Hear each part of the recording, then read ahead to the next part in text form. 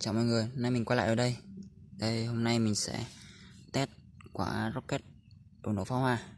Đây, test cho bạn xem luôn.